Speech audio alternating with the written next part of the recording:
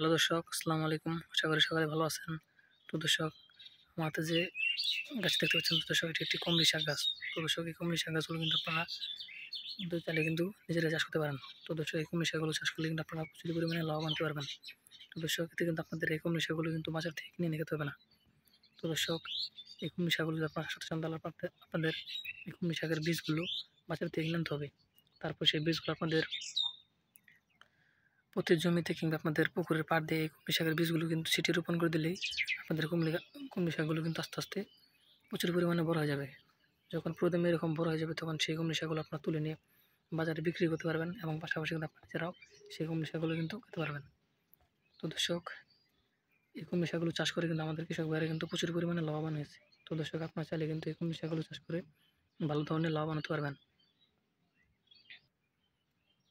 তো দর্শক, দেখতে পাচ্ছেন আমার হাতে যে গাছটি দেখতে পাচ্ছেন দর্শক, এটি একটি কলমি শাক গাছ।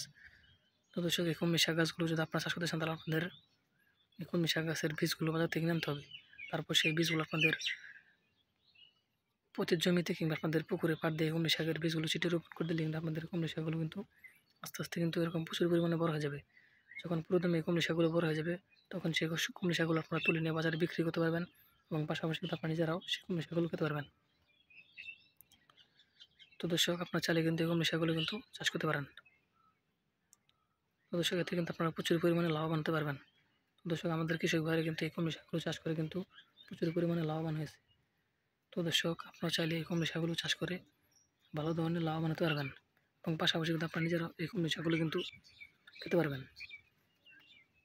তো দর্শক, আমাদের ভিডিওটি যদি আপনার একটু ভালো লেগে থাকে তাহলে অবশ্যই চ্যানেলটি সাবস্ক্রাইব করে দেবেন এবং ভিডিওতে একটি লাইক করে দেবেন।